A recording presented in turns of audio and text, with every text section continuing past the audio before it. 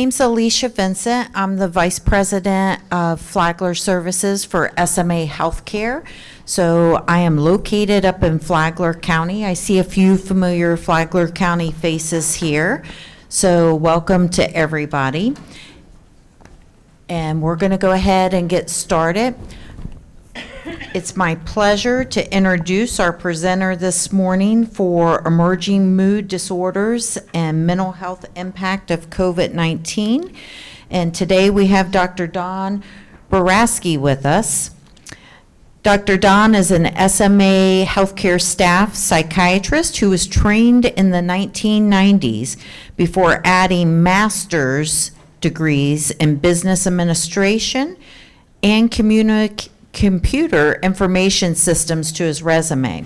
He's worked clinically and administratively for 25 years in community behavioral health and some private hospital settings, doing everything from general psychiatric care to being the CEO of an organization. As a hobby, he enjoys running, writing fictional books with dysphoria themes. Please welcome Dr. Don Baracskay to the podium. Sorry? I said your name wrong, I'm sorry. Oh, don't worry about my name. Can we dim the lights slightly? I have an awful picture up there, but you can't really see the awful picture because it's washed out, right?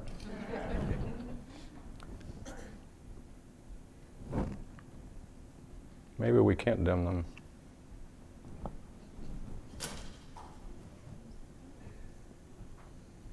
Oh, that's good.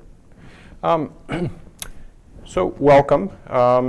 The idea behind this presentation as it started out, and probably as you first saw, was that the coronavirus caused a significant increase in the suicide rate. When I was asked to do the presentation, I had one of those, oh my God, I'm having a heart attack moments, because as we'll discover in a little bit, that data did not pan out that way.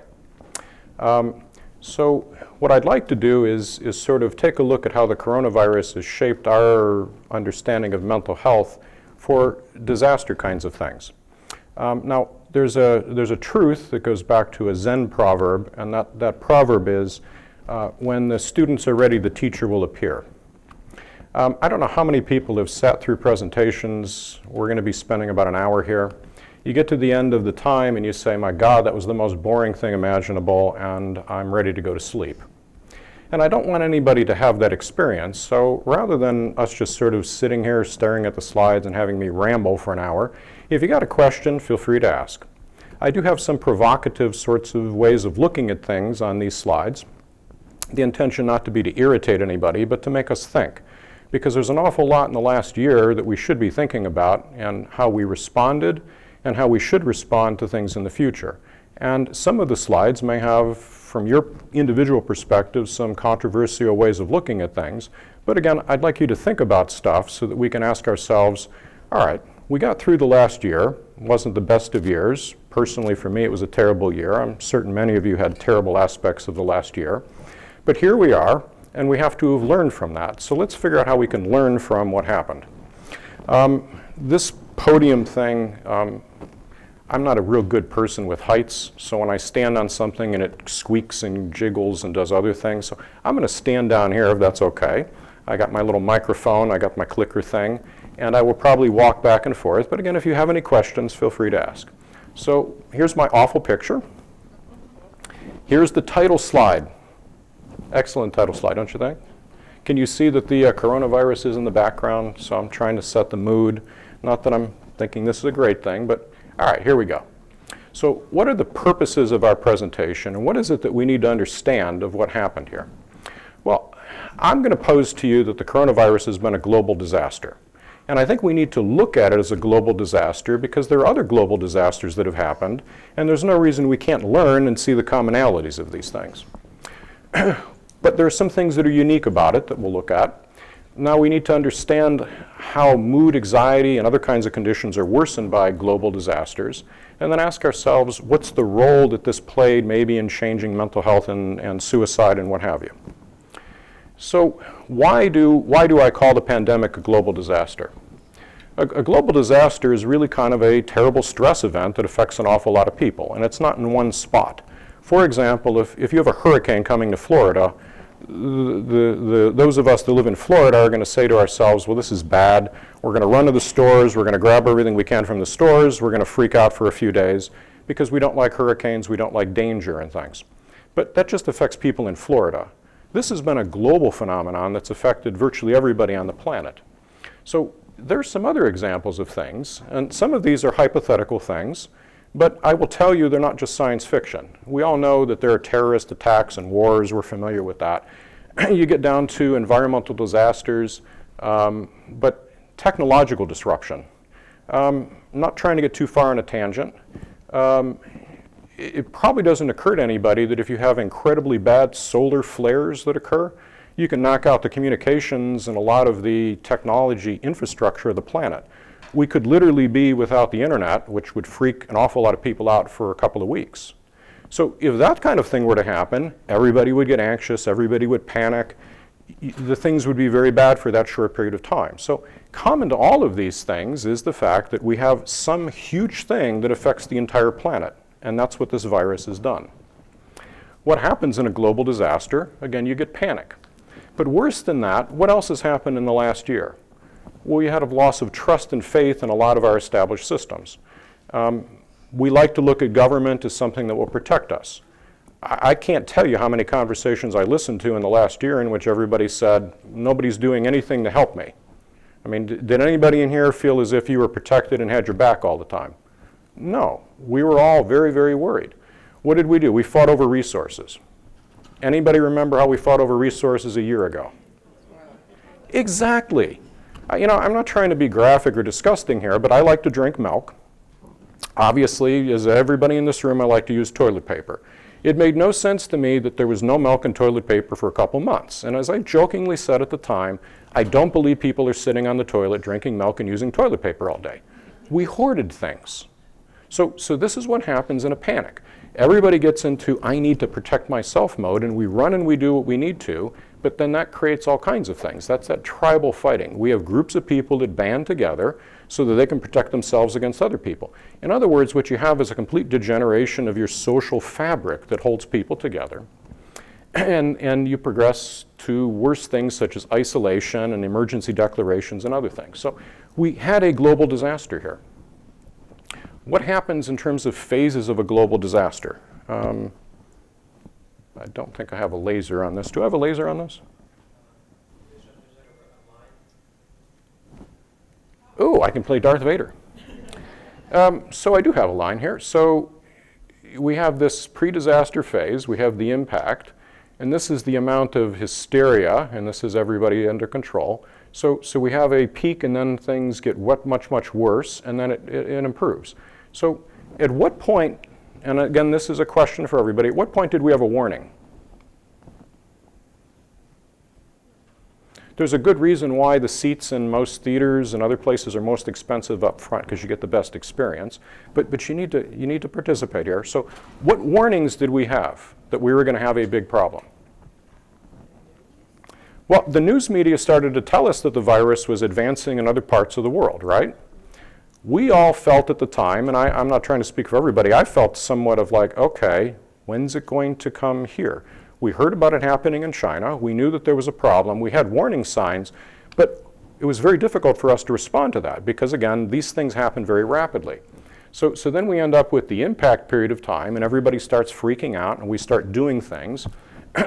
We had some sense of, okay, maybe we can get through this, and then, as I'll show you in some statistics in a little bit, you see that there are tons and tons of cases, and everybody starts getting really upset, and we start to shut everything down. And so this disaster didn't change in terms of how this plays out for us.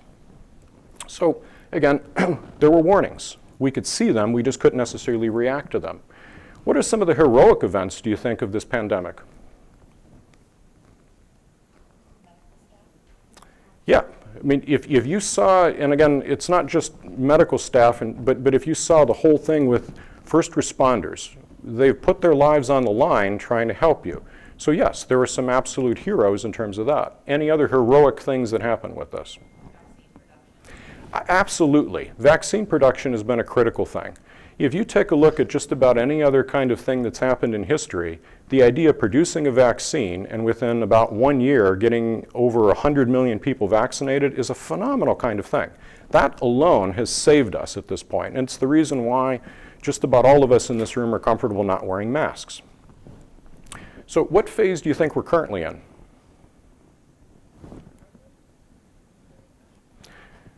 We're probably right about in here. Now, just a guess on my part, because it's hard when you're riding a bicycle to fix the bicycle at the same time, but we're probably right about there. Were there any disillusioned people through this? Well, yeah, I mean, this is a given, okay? I have this on here as a rhetorical question. Is this disaster any different than any other ones that the history of humankind has experienced?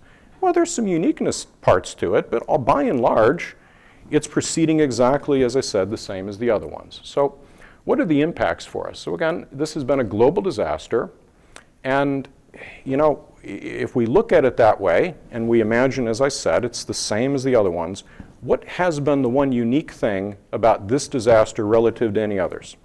Social distancing. Exactly, isolation. What's a society? It's simply a group of people that come together, they try to help each other, they try to make things better. If you can understand a group of that society, a small portion of it, you can generalize it to a larger number. So you got a small number to a larger number. And you know, if we can then understand how groups of people were impacted by the coronavirus, then we can say to ourselves, how does this become an effect on everybody? Well, one of the best ways to do that is to go back to our old friend, the Biopsychosocial Model. This is used to evaluate how people can maintain a certain level of functionality in life. And you got the biological, the psychological, and the social, and it all fits together. And so why raise this particular model? Well, again, let's take a look at how the biopsychosocial model could have been infected by this particular pandemic. And I always like to use this analogy, the three-legged stool analogy. I use this for a lot of people just for therapy things. Three-legged stools stand very well when you have all three legs. If you knock one of the legs out, the stool falls. Now you can, and I try to do this, not easily, you can try to hold the stool up and sit on it at the same time, but it's not as easy. You need all three legs. So from the standpoint of what this global disaster did in terms of an attack for us, we can say to ourselves the biological impact, the psychological, and social. And you can see these. I hate when people read things to me, but you can see these things on the slide. So again, if all of these attributes of the biopsychosocial model can be attacked from your health, through your relationships, through your economic status and everything else, what's unique? We got isolated. And you know, when you take a look at these things and the fact that we shut down theaters, and I remember driving on roads and I would say to myself, there's no traffic on this road. This is really quite remarkable. When this happens, we start to break down the connectedness that we all share. Well, then what do? You go online and you start looking up, well, what's going on with the news? What do you think you're going to get from the news online? Exactly. You're going to get, oh my God, you know, we're all messed up here and this is just going to continue to get worse, because the news media, unfortunately, thrives on controversial stories. So you start to lose the ability to share this information and see, okay, I'm not the only person who's a little bit unhappy, and I lose that ability to check with other people and say, okay, you know, we can get through this. So the global disasters of any kind are going to attack this biopsychosocial thing, these social determinants of health. People, again, are generally social beings. We can read the definition there, but we can ask ourselves from the standpoint of how did the coronavirus attack things? It attacked all of these things. I mean, we went through months in which nobody was getting access to health care. There were primary care offices that were getting shut down, which seems almost backwards if you think about it. There was really no kind of social community context. The unemployment rate skyrocketed very rapidly, and you know, there were no neighborhood community gatherings of any kind. So why did we quarantine in early 2020? Okay, so we would think it was to decrease the spread, right? there any other reasons that you think we quarantined in early 2020? And this is where I start to get a little controversial. Everybody told us to. Well, yes, but what would have motivated fear? Yes. All right. So I have a couple of. Well, you could say that. And again, what I don't want to do is I always hate when people come in and say, oh, I looked backwards and I played Monday morning quarterback and I knew better than you did, because we can all do that. So this is more of a, what made us do that? And I suspect that if you put all of these together and you take a look at some numbers, so these are actually through early May. This is the number of cases of the coronavirus. So you start all the way back here. This is January of last year, and you come all the way through May of this year. So the time we're looking at in the quarantine period is right around here. The cases started going up. Everybody's getting anxious. Those are the number of cases. This is not to scale. These are the number of deaths. So here we have, in that same period of time, if you remember back, 10% death rates. Everybody was thinking, oh my God, we're going to get this. The entire population is going to get decimated. So again, with any kind of panic, we start to detach ourselves from the underlying science and medical part, and we simply react. And we tend to react very emotionally as a society. So we're looking at this high death rate, and this was one of the primary things that drove everybody to say, my God, we got to get control over this. So if you put these two things together, you have the deaths here and you have the cases here. What you see is that after this initial thing, you have a massive improvement of medical skill. This was, okay, we've figured out what works and doesn't work so that we don't have people dying and we can get people to recover. It doesn't mean people aren't getting sick. It just means that we can intervene so that the death rate is not the 10% that we thought it was. 10% death rates for a virus basically can kill your population off. Not a good thing. Makes sense that we would all freak out. So you have medical skill improvement, and then as the year goes on, we have this bump up that happened last fall that again made people very anxious again. But the death rate as a proportion dropped considerably, and that's why those statistics were reported that way by the CDC. So again, it's early 2020, we're quarantining, we're all very anxious, we're all getting panicked. The responses at this point in time, believe it or not, if you go back and take a look at it, tended to be much less scientific and medical and much more in the way of emotional and political. Why do I say that? Okay, this is our enemy, the coronavirus here. We all established this 6-foot boundary, right? Why did we do that?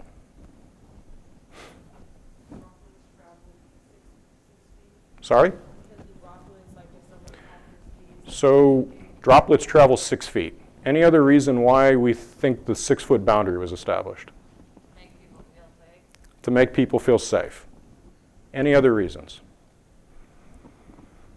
Okay, now I'm not trying to be overly sarcastic. I'm certainly not trying to undermine the health system or anybody else. I'm going to ask a couple questions. Does the coronavirus come with a built-in tape measure? It does not. Okay, and I'm saying that again, a rhetorical question. What happens when you sneeze and cough? You're going to project things. So we established the 6-foot boundary. This hypothetical person is standing at 6 feet 6 inches. Is this person safe? Probably not. I don't think anybody in here would believe that if you stand 6 inches outside that zone, you're safe. Now, I want you to think about this because, again, here's the issue that comes up. So the actual viral size in billionths of a meter is this big. The droplets that people cough out are this big, millionths of a meter. So again, this is mind-bogglingly small. It's, but why do I give you this information? Well, first of all, one of the things that really never seemed to have come out a whole lot, and I remember arguing this a lot, is mask use. There are no masks that would effectively filter at this size. However, what you're doing is you're filtering out things that have droplet sizes. They have water around them. So if you have an N95 kind of mask, this particle size would be effectively filtered. So that's the first thing that I always thought was kind of strange about this. There were studies that were done very early on with surgical masks, cloth masks, and other things. If you use an N95 mask and you have respiratory droplets with the coronavirus, how much filtration do you think you get as the user of the mask? Actually, it's almost completely effective. Not 100%, but it's almost complete. If you look at some of the studies of people using surgical masks, how much, as the user of that mask, filtration do you think you get from the actual coronavirus? 2/3 of the virus is stopped, 1/3 of the virus can actually get through the surgical mask. The rates are less than that for cotton masks and other things. So we have established the boundary. We've told people to wear masks, but we haven't given people the correct masks. We haven't given people wide-scale N95 masks. So where does the sneezes come in? Well, back in 2014, MIT did a research study trying to figure out how far a cough or a sneeze could go. So we established 6 feet as our safety zone during the coronavirus.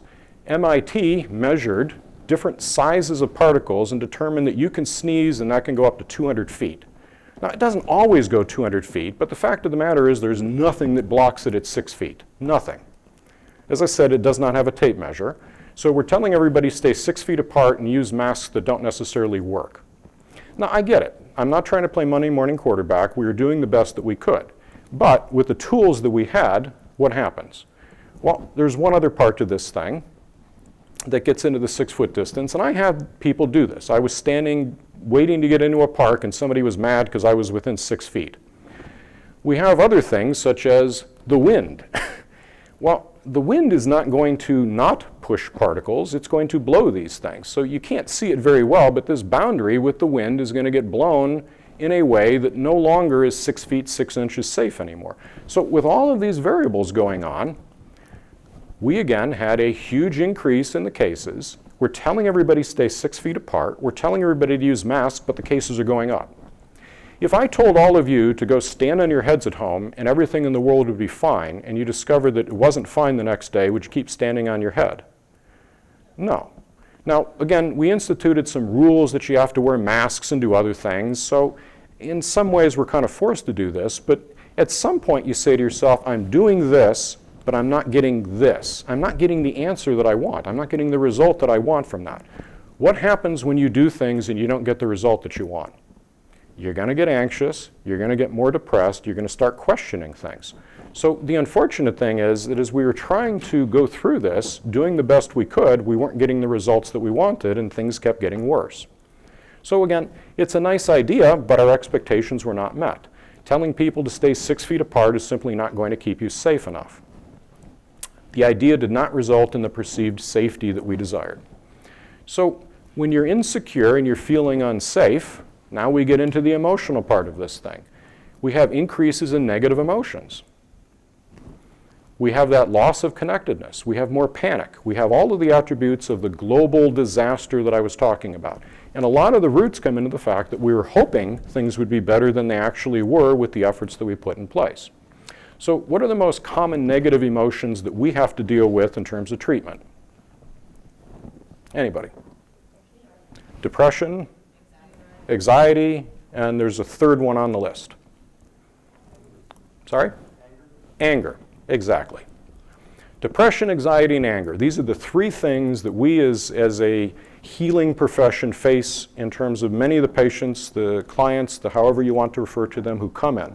And we have to get people through that. So here we are ourselves experiencing this, they're experiencing this, and there's generalized panic with it. So this is an oversimplification, but I like this oversimplification because when you're unhappy about the past, usually there's something you're depressed about. When there's something about the future, usually you're worried about what's going to happen. And typically, when something's happening in the present time and you don't like what it is, you get angry about it. So again, you can segment these things this way, but these are the very emotions that we had to work with over the last year. So what's common to these 3 emotions? There's one thing common in all 3 of these emotions. Anybody have an idea? They're negative, yes. What else is common? Well, yes, they come from you. Isolation. There is some isolation with them. They get worse in isolation. Anything else common with them? Fear. Sorry? Fear. Fear, yes. So I learned this, believe it or not in any kind of medical kind of class or anything. I learned this in my MBA classes. The single biggest reason why people get angry Their expectations were not met. If you step back and think about it, if you have an expectation for something to happen and it doesn't happen, you're going to get angry about it. So all of these things shared that expectations were not met. In the past, you had an expectation that things in your life could have been different and they weren't, so you got unhappy about that. In the present time, you're expecting somebody else or some event to happen that doesn't occur, and you get angry about that. In the future, you're expecting certain things that may or may not happen. You're worried about where it's going to play out. So expectations are one of the key things. So let me link that back to this. We all did safety things expecting that they were going to result in a good outcome, and then the outcome didn't work the way we wanted. Our expectations as a group of people everywhere throughout the world were dashed. So expectation management is one of the key things of any business. It's the key thing related to any kind of therapy. You have to be able to get people to have reasonable expectations about life. So what we should have been doing is fostering social interactions, not isolation as much. And we should have been focusing on the science and medical knowledge. Now again, it's easy for me to say that in retrospect, but if you take a look at what we did and how to respond to it, these are keys that hopefully will advise us when this happens again in the future. And I hate to be a pessimist, but I can almost guarantee you that we're going to have something like this again in the future. So let me ask some key questions in terms of how we can apply expectation management and our understanding of these emotions to our therapeutic interventions. What's the main reason people come for treatment? Sorry? They want to be fixed. Anybody disagree with that? Okay. What are some of the basic ways that we provide treatment? There are two. Medication's one, and the other is? Exactly. We have counseling and medication. How do we determine the best in terms of treatment? We'll get to that in a second. So the why part, why do people come for treatment? This is a concept that I push upon a lot of people. People do not come to get a diagnosis. I have lots of people that come in the office and say, I need to know my diagnosis. And I'm happy to give that to them, but my answer is, okay, let's say you have bipolar disorder. What difference does that make to you at the moment? What you're really coming for is you have a symptom. You have something that's happening in life that you don't like about yourself, about your life, about whatever, and that's what's driving you to come in. I could make up Don's disorder. Does that mean anything? No, it doesn't. What does make a difference to you is that you're unhappy, you're not sleeping, you're anxious, you're whatever. Those are the things that drive people to come in, not necessarily a diagnosis. Our objective should be the reduction of suffering. Now, I say this because you would say, well, isn't it to control symptoms? Maybe not. One of the most helpful in terms of learning for me was a gentleman that I took care of in the late 1990s. He had schizophrenia. He came into my office and he described that he liked to channel. For him, that was the ability to act almost like a medium and talk to dead people. So he came into my office one day and he said, I'm channeling. And I said, okay, let's raise up your Thorazine, your antipsychotic medicine. And he said, sure. What happened? What do you think happened when he came back 2 months later? Exactly. He says to me, the medicine took away the channeling, and now I'm sitting in my parents' basement with nothing else to do, and I have nothing in life. And at that moment, it occurred to me, and again, this was early in my career, our objective is to reduce suffering. I didn't reduce suffering for him. I actually worsened it by controlling his symptoms. Because now the poor guy is sitting there completely bored with his life, not knowing what else to do with it. So our goal should always be a reduction of suffering. So we have medications and therapy, as we talked about, in our goal to reduce suffering. So how do we decide what's best between these two? I don't know how easily you can see this, but over here there's a caption that says good shrink, bad shrink. You have a patient here, and you have one who says face your demons with a Freudian sort of beardy look, and you have a lady sitting over here saying take a pill. This is one of the dynamics that plays out every day in any kind of mental health setting. Do you give medicines? Do you give therapy? What do you do? And why would you want to do either of them? Well, it turns out that there was a study, and many studies, but there's one in particular I can direct you to in the Archives of General Psychiatry in 2005 that took a look at antidepressants and cognitive sort of behavioral therapy, looking at people who had moderate and severe depression. And here you have the lines for placebo, therapy, and medications. Here are your therapy and medications after, 8 weeks? Now, you could argue I don't see a whole lot of difference with the placebo either, but do you see a huge difference in these lines over time? Not really. I mean, yeah, there's a couple of point difference here, but the fact is, either of these things that we offer people are very, very helpful. So, the argument that it always has to be a medication, I think is a wrong argument. We should be spending time trying to help people with therapy too. And that often gets lost, and I will tell you, I get lots of people in the office that will say to me, I just want to take a pill. And I will say back to them, I can give you a pill, but you need to learn how to live your life differently if you want a better result. So it's a mistake to simply look at the answer to everything as McDonald's drive-through, take your pill and everything's fine. Again, in all research studies, therapy has been shown to be almost as effective as medications, if not more so, in a lot of situations. The only time therapy is not going to be more helpful is if somebody is psychotic. Why is that? Well, again, if you have somebody who stands on a building and says, I can flap my arms and fly, doing therapy at that moment probably is not going to be helpful because you don't have that insight, you don't have that connection with reality at the moment. So what I've done here is, let's link this back to the coronavirus pandemic and ask ourselves, on a spectrum of symptoms from mild to severe, what did we face as the year went on?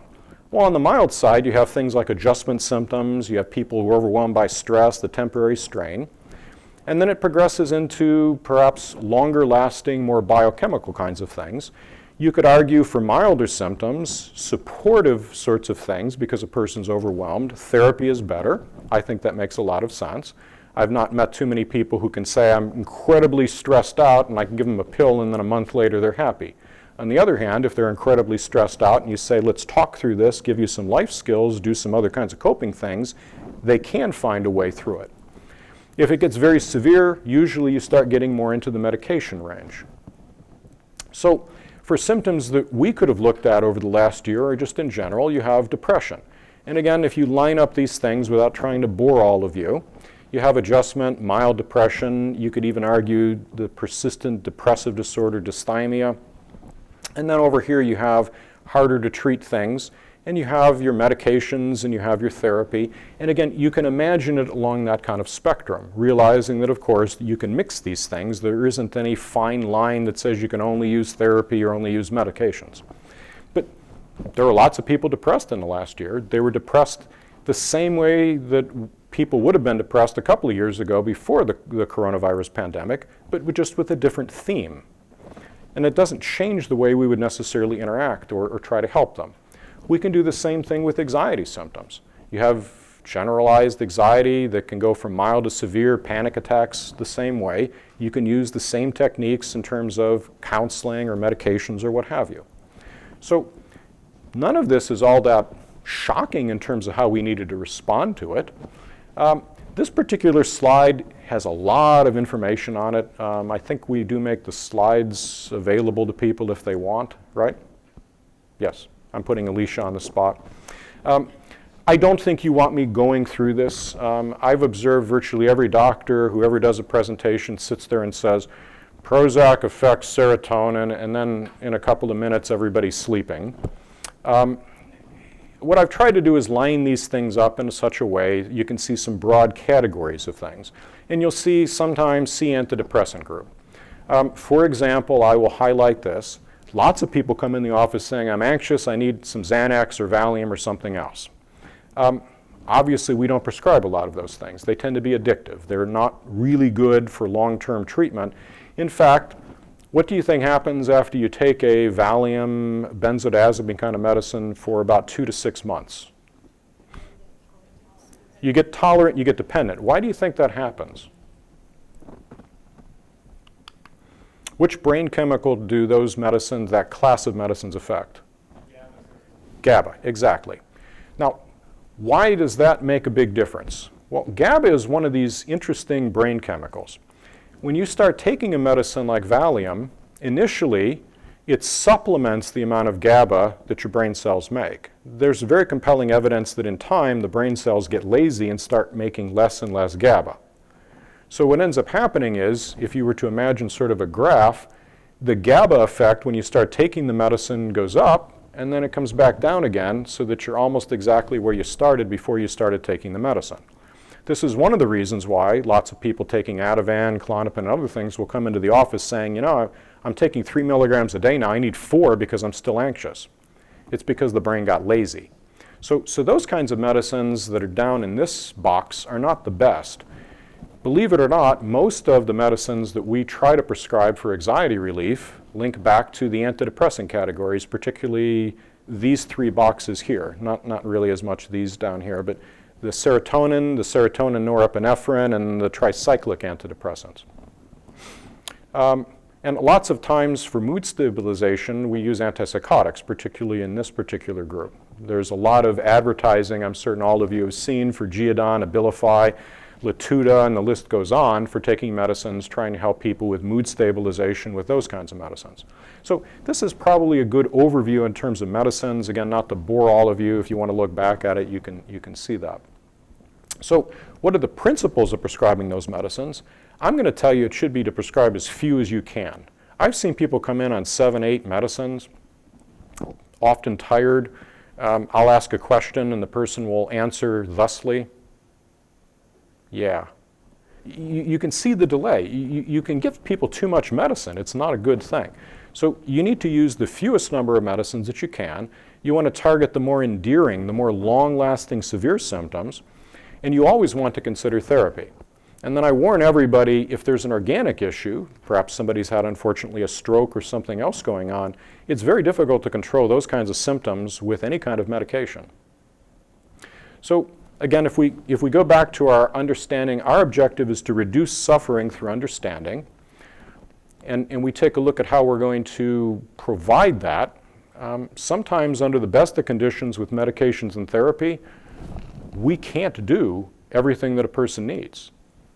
And this again, this connects back to the pandemic we had. Sometimes the best we can do is offer people support and to say, try to get up again tomorrow, try to do your best, and let's hope that the future gets better. Sometimes that's the best that you can do. I have that conversation probably with one person a day saying, I don't think adding a 5th medicine is going to help you. I do think you need to practice your coping skills, and let's hope that tomorrow's better for you. So again, on an aggregate basis, that need for support has been critical for the last year. I will point out at this point that the Telehealth Initiative, that's one of those heroic things. I at the time was in Ocala.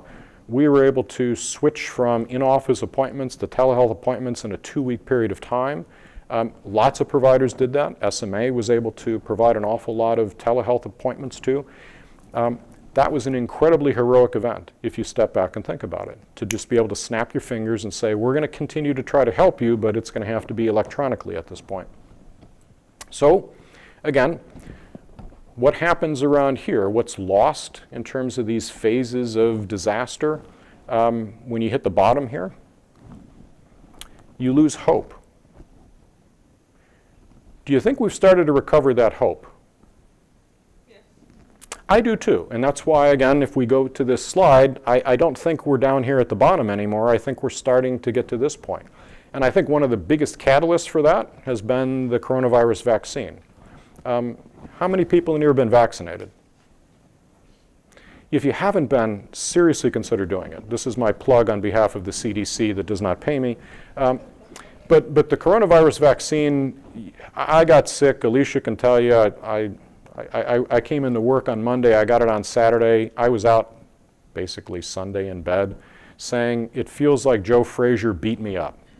But that's one day. And as I've said to lots of people, you have maybe 36 hours of feeling really sick with the vaccine. You don't then have to worry about weeks of getting sick with the coronavirus.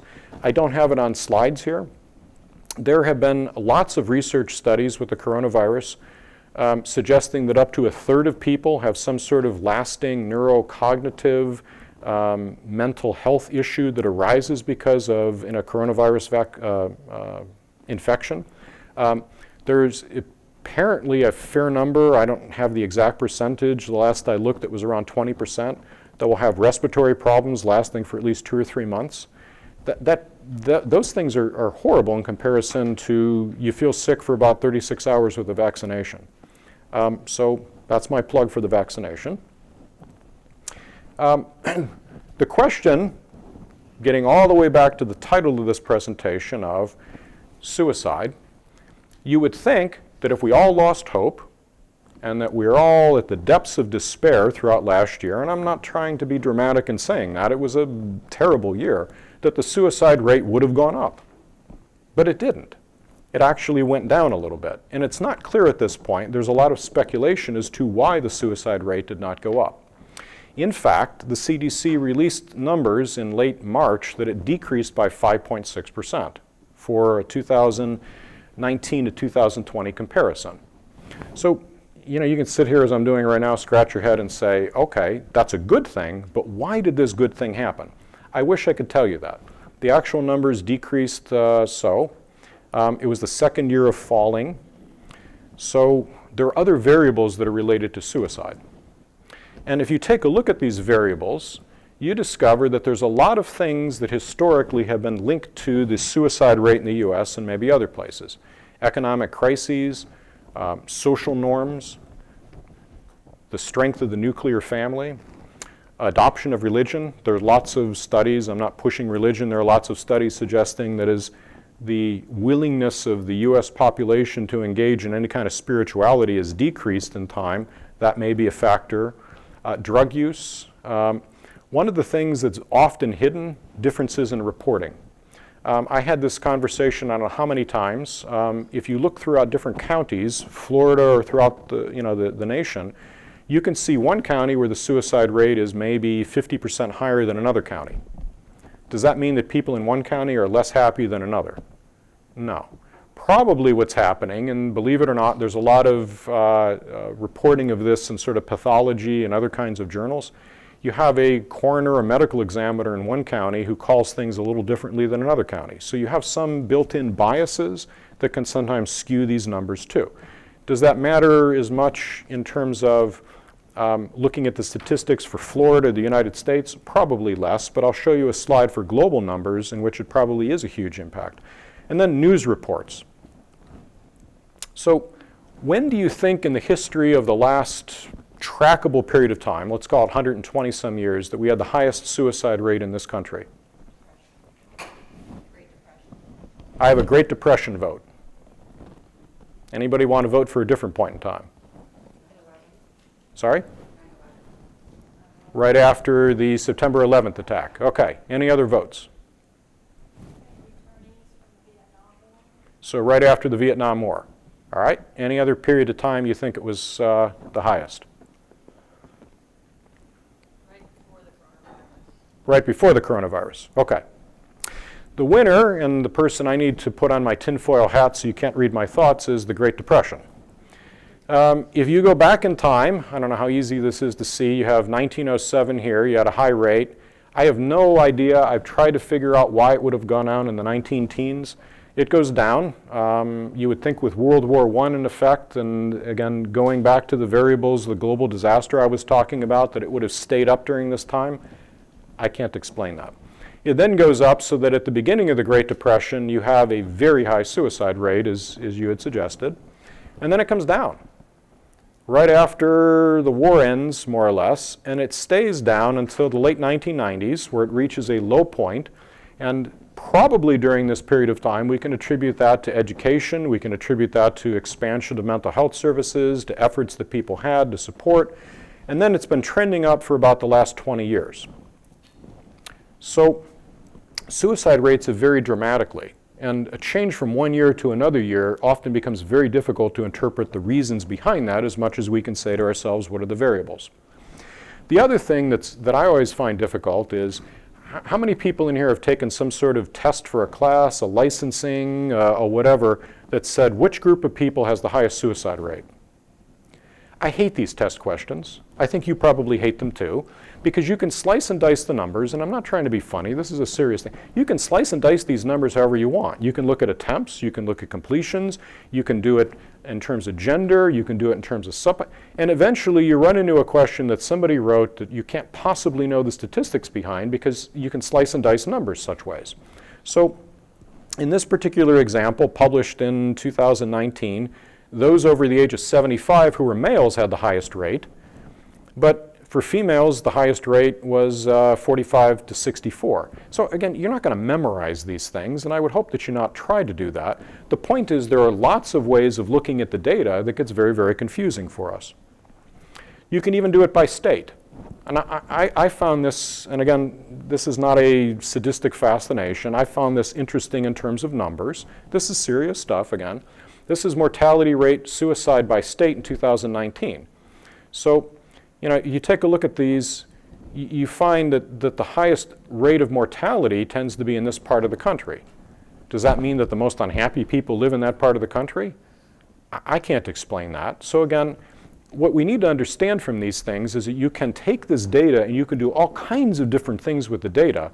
At the end of the day, what you need to understand is probably less the statistics behind it and more what is it that we can do differently to help people.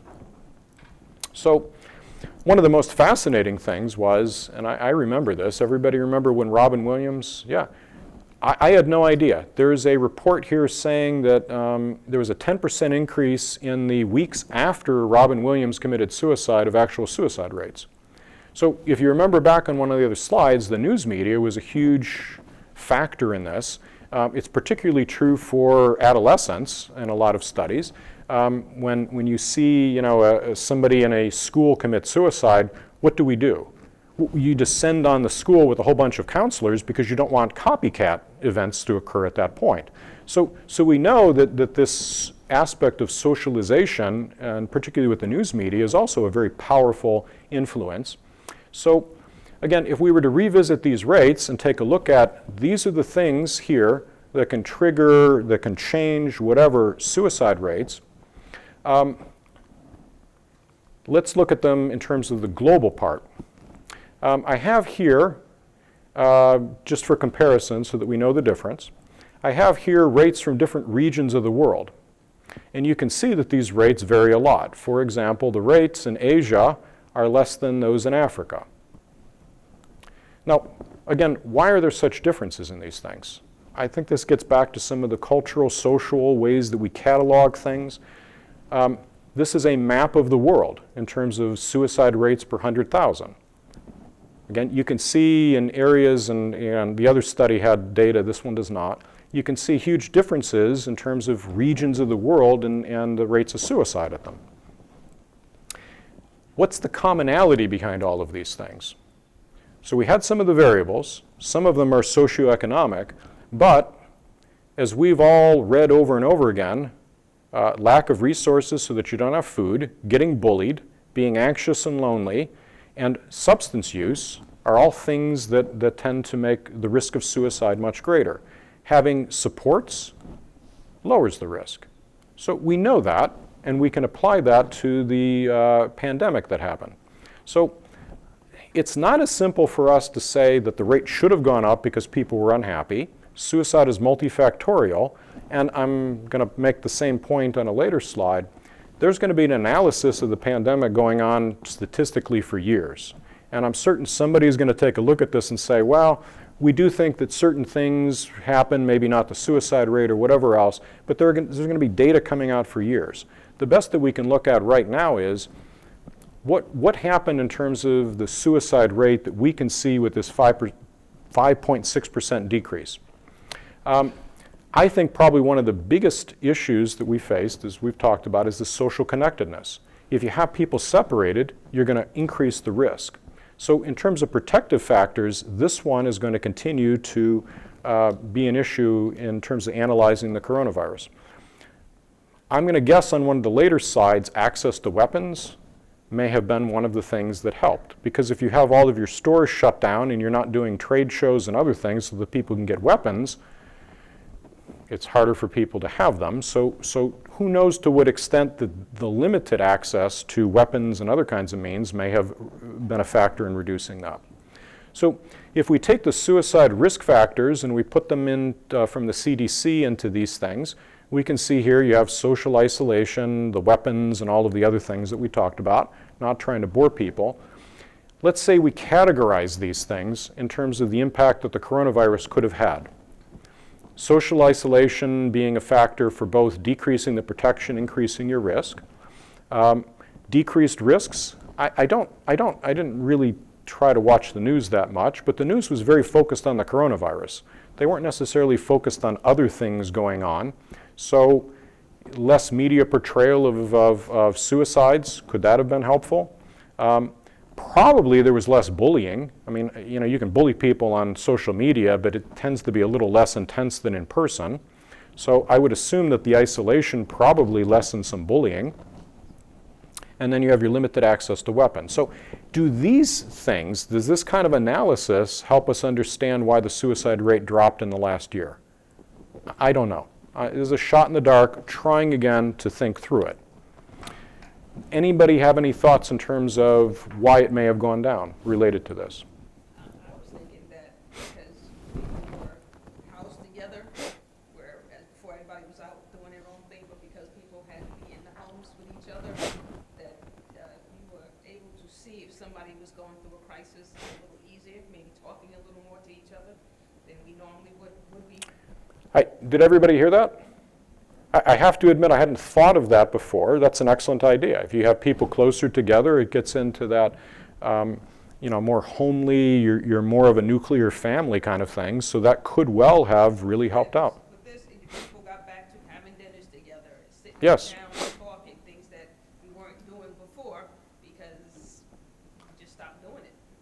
Good point. I was going to say the same thing, actually, because it was more like most people probably, I don't know what the statistics are, people living alone or people living together, but I mean, the kids were home, you were doing homework with them. I think it was less of a social isolation than people might have thought, you know. Could be. With your kids and eating dinner together again and everything, like she said, I think better than a problem.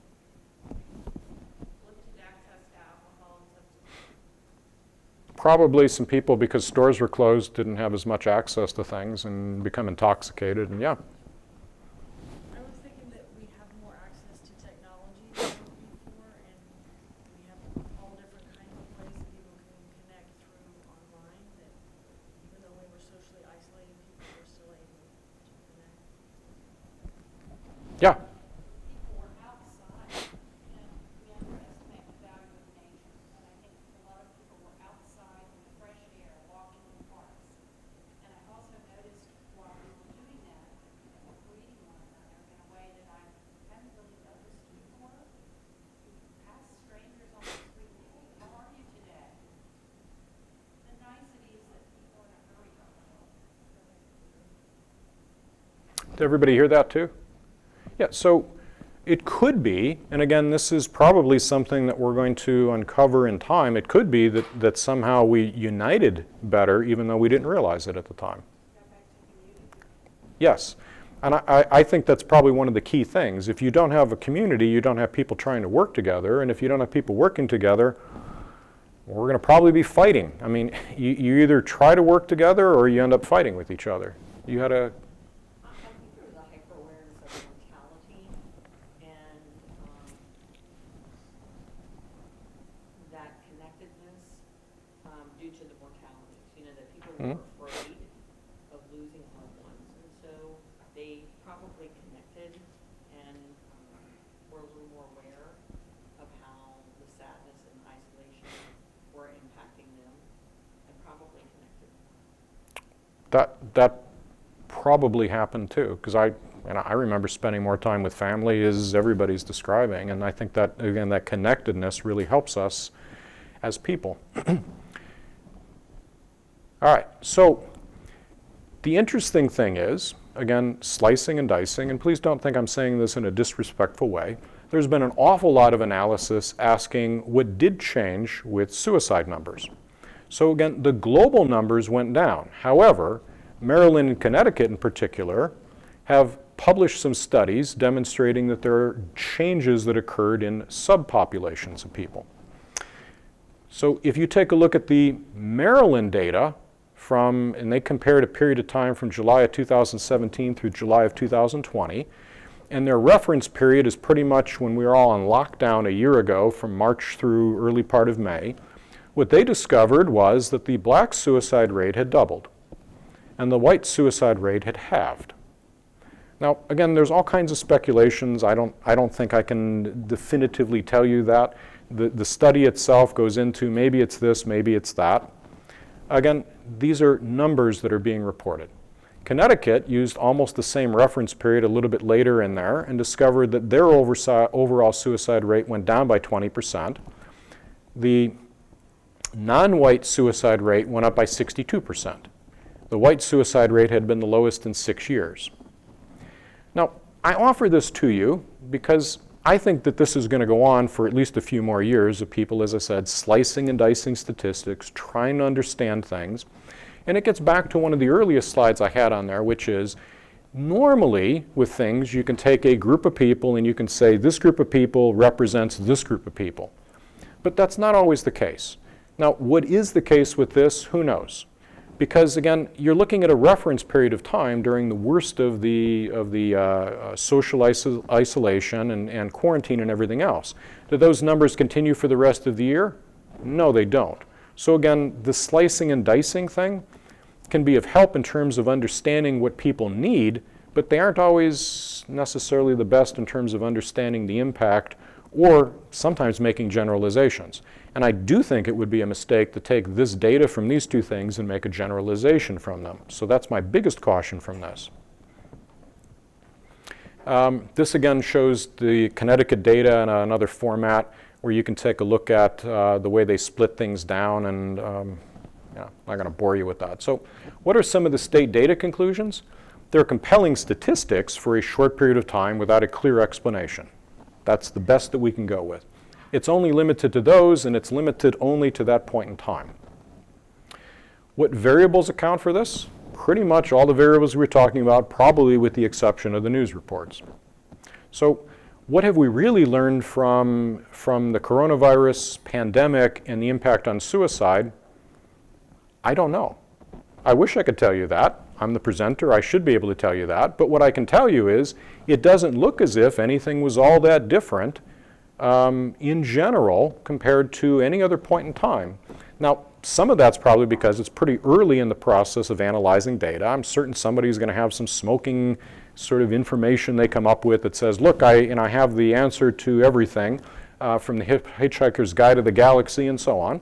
But the fact is, right now, we just have a number. We don't have a good explanation for it. So we get to the point where what did we learn from all of this? It caused a lot of turmoil, emotional and otherwise. We're going to be analyzing this stuff for a long period of time, as I said. And at this point, all I can tell you is that we have glimpses of the impact. I will tell you a couple of things, though. First of all, I think probably all of us have figured out that the quarantine we had last spring didn't really work a whole lot. Unless you can get to people before you start community transmission, quarantining people usually doesn't work too well. It didn't work well this time. It's not worked well in the past. Social isolation probably is a big contributor to worsening the anxiety. And as we were just talking, it may help families stay together, but it's that ability to relate to everybody that you know, your neighborhood and everything else, that really helps lessen some of the anxiety. And then I'm going to tell you, I think tools are critical. We focused a lot on ventilators. Yes, we needed ventilators for people in the intensive care unit. What did we not have? We didn't have a whole lot of N95 masks. Going back to, we were looking at the data, as you pointed out, with the Great Depression. Right after that, we had World War II. Now, what was the most interesting thing about World War II for me? I don't get into the fighting and stuff. What was interesting to me is you have the attack on Pearl Harbor, and I've said this to other people, and within a year, the United States is producing massive amounts of tanks and planes and bullets and everything else. We're a year into this. Are we making enough N95 masks? We're not. How can we not be making enough masks? So the tools are critical for this. And I make this point because when this happens again, as I said, it's going to happen again, we're going to go through this entire disaster process like we just talked about for the last, I don't know how many minutes here. People are going to get anxious. They're going to want to be able to respond to it. And we're not going to have anybody saying, geez, where are the masks that we need to for this? We got the vaccine, and that's a very incredible thing to do that in a year. But early on with any of these things, you need to have those protective barriers in place.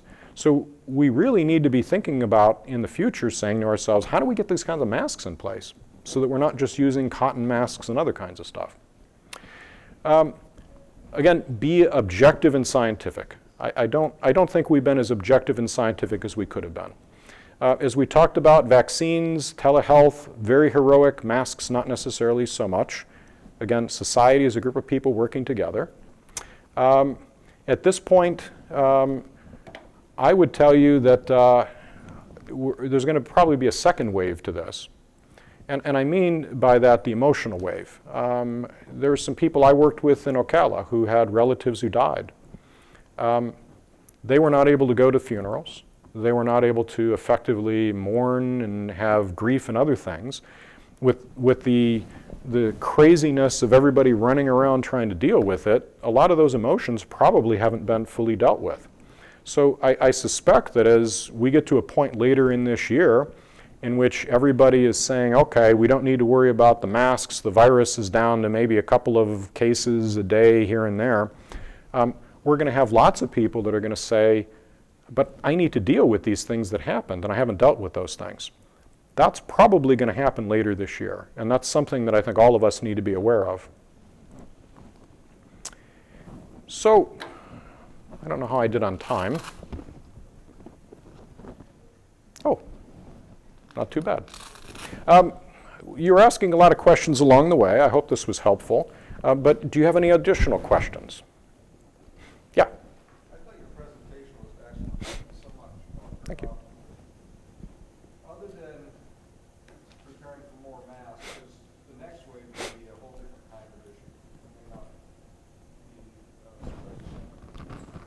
what we learned from this episode is going to help us with having hope in the next one. What would you do different as far as crisis management for the next plague or whatever that comes through?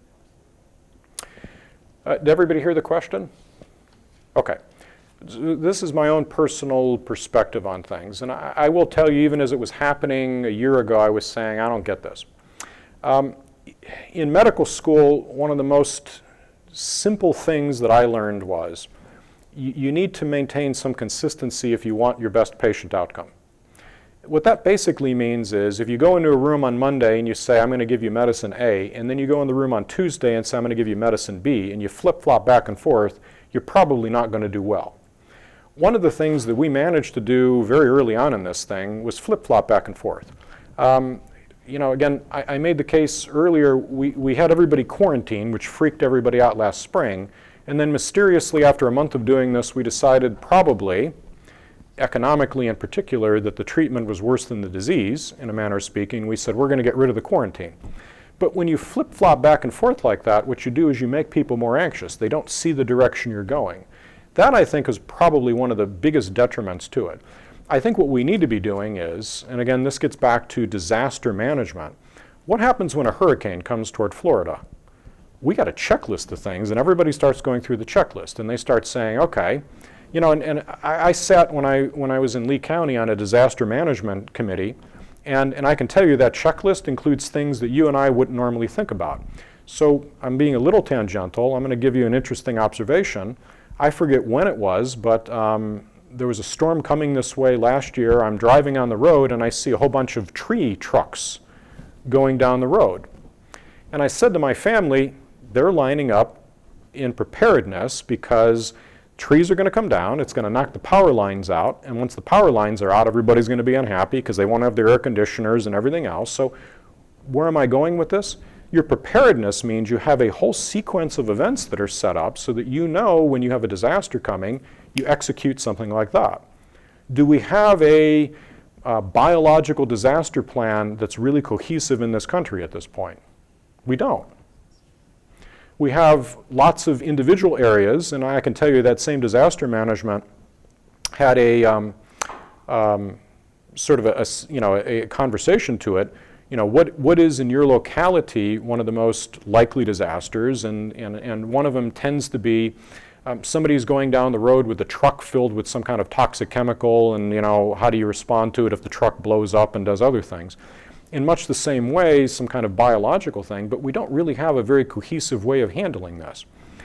What would that cohesive way have done differently? Well, we probably would have said to ourselves, how do we get the masks? Because if we're going to send trucks down the road to worry about trees and a hurricane, we should be sending factories into production for masks to handle biological problems. The vaccine thing was organized, but think about the ventilators. I mean, there were parts of the country that had a lot of ventilators and parts of the country that did not. Okay, I know there are politics to the costs behind these things, but resource sharing and these kinds of things is critical for us to have the correct response. So in a long-winded way, what we need to be doing right now is we need to be saying for all of our benefits, so that we don't have as much of a problem, we really need to line up a disaster plan to handle this. On an individual basis, then, you can say, okay, we know that mental health is going to become a problem during these periods of time because it's more stressful. And then you make that part of your disaster management process. Sorry? Without getting political, because I don't want to be political. Yeah, I don't want to turn this into a political thing either. Yeah, God forbid. Supposedly, Presidents Bush and Obama had looked back and said, oh, pandemic, we're going to have another one. And they had prepared a manual, a sequence of events, things to do to prepare for another pandemic. And they also had a response team in place. That was not used. Well, Where did that go? I don't know that. What I will tell you is, and again, this gets into my biases against fire drills. I hate fire drills. I see some people smiling. What happens in a fire drill? All right, so when in my training I had a fire marshal for the Cleveland Clinic. He would come in. He had this hat with one of those spinning red lights on the top of it. He'd put it down and say, it's fire drill time. What does everybody do, beyond me arguing with him? What does everybody do? You all line up and say, okay, we're marching to the door, and you do it very quietly, and everybody's like, okay, we'll get there. Does that happen in a real fire? Of course not. In a real fire, everybody kills each other trying to get out the doors. You get people trampled on, people are injured. I mean, so you can have processes in place, but the practice part of it, I don't think we do really well because we're not doing really good fire drills to start with. But the other thing that's problematic is if you make a plan and you don't update it, your plan is useless. Well, and that's what tends to happen is that we as a society tend to create all kinds of processes, but we never bother to review them frequently enough to make certain that they actually apply anymore. So, let's say, and I didn't know the circumstances behind what you're describing, but that essentially we had a disaster plan from 15 to 20 years ago to handle this very thing. The technology for vaccines alone has advanced dramatically just in the last 5 to 10 years. I don't know if it was updated, but if we did not update these things, then we don't have the best plan in place. So in the least, what we need to be doing is taking a plan, making certain it's updated, and then distributing it to everybody. The fact that I didn't know about it, and probably most people in this room didn't know about it, means that there's no plan. I mean, think about it from a human resource and quality management perspective. How many times in here has everybody had somebody come to you saying, where is your manual for X? And if you sit there and you say to yourself, I say back to them, I don't know where that manual is, they say, you better find out where that manual is, because if the Joint Commission, if CARF, if some other surveyor comes through and you don't know where that manual is, you're not going to know how to answer that question and be able to respond to that particular disaster. So the education part is a very critical thing too with these plans. We weren't educating people. During hurricanes, though, we have assigned to do certain things. Yes. The military people that are assigned to send certain things to certain places, take charge, admirals, generals, etc. They're trained how to do that stuff. Nobody did that during this crisis. No, I wouldn't. I would have a hard time saying that the crisis was handled in a organized way. This place has ventilators, this place has it, this place doesn't even send it here. That's what they're trained to do in war. Right. They send food, they send ammunition, they send it to places that are needed. We did not use that during this crisis. Nope, that's why I didn't have milk for like 2 weeks. No, you had it if somebody had been in charge. Well, yeah, and I'm trying to point out there are lots of things that all of us didn't like about it, and it's it was a difficult time. So, any other questions or yes?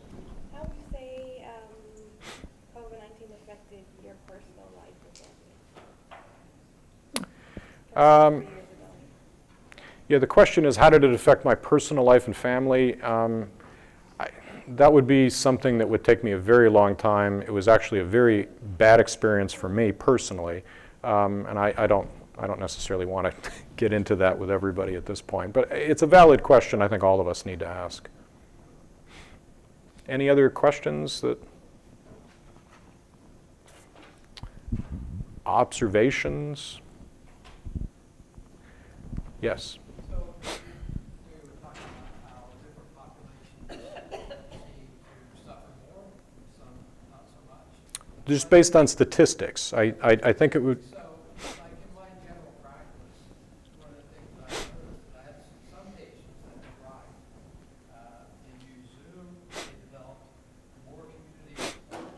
I know 12-step people that take meetings more than they've ever gone before. I think the fellowship increased the number of meetings, daily meetings by over 2,000 meetings a day during the pandemic. So there's a lot more access to services for some patients. And so I've been kind of focusing on, which patients those are and why they have strengths that allow them to adapt to the pandemic. They also started to see their doctors more regularly, and they didn't miss therapy appointments as much. But then I had a whole another set of population that didn't drive and weren't able to use technology. And so, I'm thinking about how, to get that population more educated to take advantage of some of the things that the other population took advantage of. Like, for instance, downloading Zoom on when I meet with patients, like teaching them how to download Zoom on their smartphone and different things like that. Those are some of the takeaways that I've had from the pandemic and working through it. And the other thing is in the workforce, I laughed, maybe my 60-hour work week reduced to 50 hours a week because I didn't drive to as many meetings. I went to them on Zoom.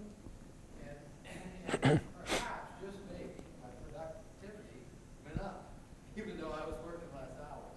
So there's some good takeaways from it that I want to stay focused on and make sure that I don't lose, with my personal life and with my patients as I move forward. Yes. I would like to suggest, as you talked about the availability of N95, I'd like to suggest that during the same time we were lifting off just tons of group sessions via Zoom. And wouldn't it have been great if everybody had access to broadband or had that availability, just like we lifted limits on other things and stimulus financially. It would have been nice for people, for us to say, so that they can stay connected. So I would say that, that from a psychiatric nurse standpoint, I think the N95, and I have a son frontline in Philly, so he saw a lot of what happened, but I do think that from a psychological standpoint of the patients and those that are depressed or anxious, that having that access would have been really helpful.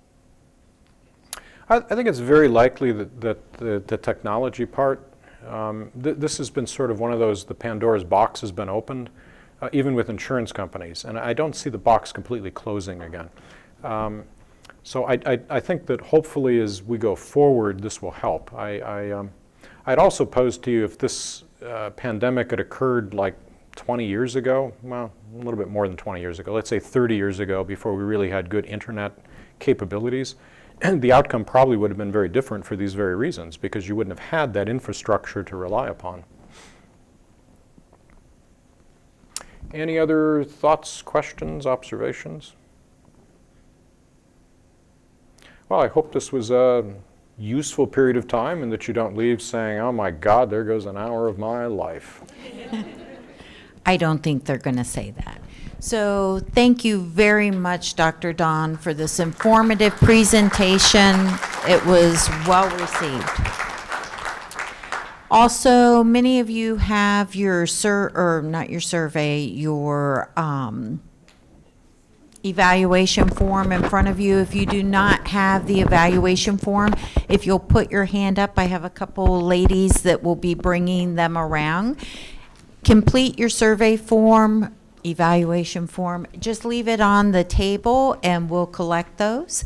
Once you're done with that, it is time to move back into the ballroom area for lunch and the keynote speaker. Thank you again for your time and your participation. Dr. Don, I'd like to give you a little token Oh, thank you. from SMA for your participation, and thank you.